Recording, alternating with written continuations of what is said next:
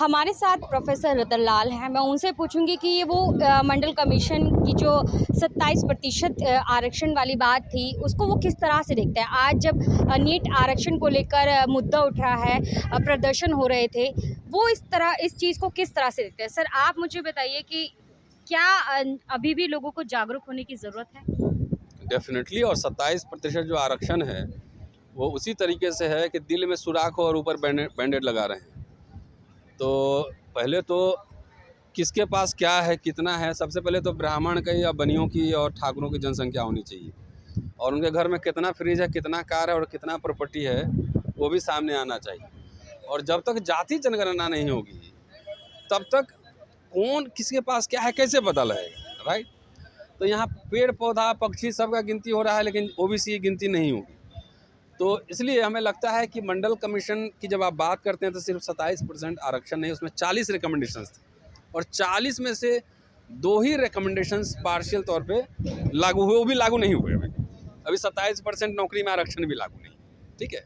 अभी educational institution में जाकर देखेंगे तो उसमें भी 27% लागू नहीं है।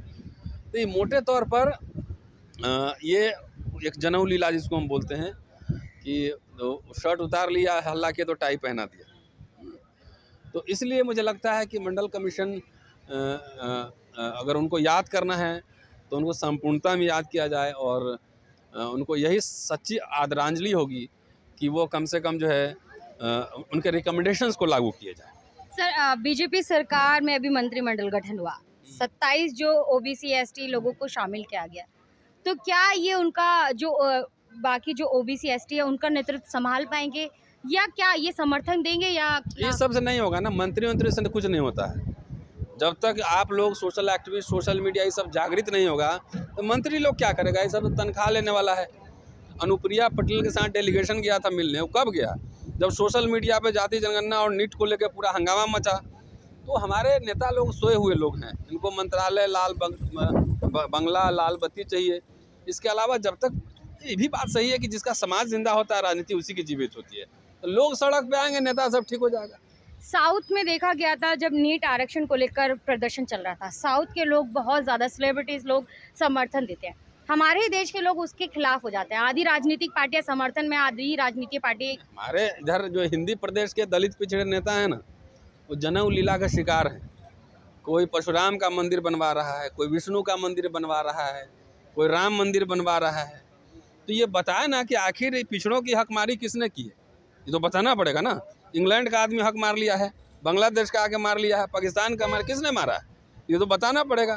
तो मेरा ये सिंपल कहना है कि जब तक आपकी वैकल्पिक संस्कृति नहीं होगी तब तक आपकी वैकल्पिक राजनीति नहीं होगी। जब 4.5 साल आप जाके हिंदू धर्म के इसमें शिकंजे में फंसे रहेंगे, वहीं भक्ति भजन करते रहेंगे, चढ़ावा देंगे, दक्षिणा लेंगे, तो और एक दिन जाके बोलेंगे कि जाति जनगणना कराओ और मुझे अधिकार दो, तो नहीं मिलेगा।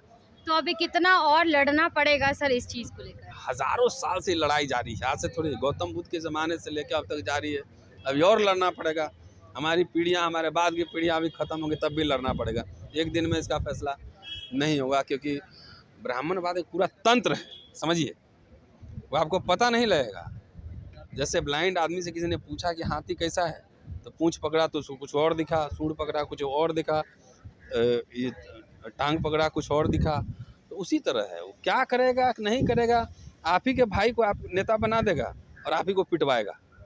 यह कारण थोड़ी है कि दलित राष्ट्रपति है और पिछड़ा प्रधानमंत्री है और सबसे ज़्यादा वायलेंस, मॉब लिंचिंग, हकमारी सब इसी शासनकाल में। तो प्राचीन काल से चला आ रहा है कि अगर शूद्र राजा बन गया तो आज तुम राजा बन सकते हो, लेकिन जैसे ही राजा बने हो उसके बाद यू आर नो लॉन्गर शूद्र, आप शूद्र नहीं रहे। आपका काम वर्णाश्रम धर्म की रक्षा करना है। तो राजा जब बन गया, प्रधानमंत्री बन गया, तब कहाँ पिछड़ा रहा, तो प्रधानमंत्री हो गए।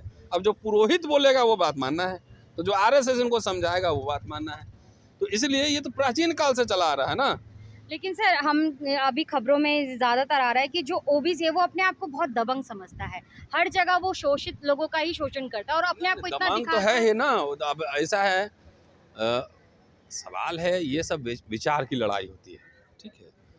और मिसाइल को सही दिशा में अगर टारगेट लगा दीजिए, सही दिशा में, तो वो सही जाके टारगेट हिट करेगा।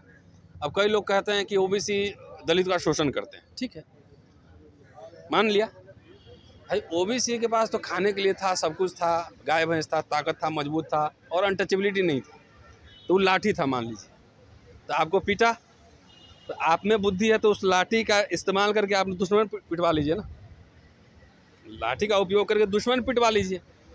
ये तो नहीं ना कि जिंदगी भर हर चीज़ याद करते रहेंगे और बोलेंगे ये तो कभी वो नहीं हो पाएगा ना। परशुराम ने क्षत्रियों का 21 बार नाश किया, लेकिन ब्राह्मण और क्षत्रिय एक साथ है कि अलग अलग है, बताइए मुझे।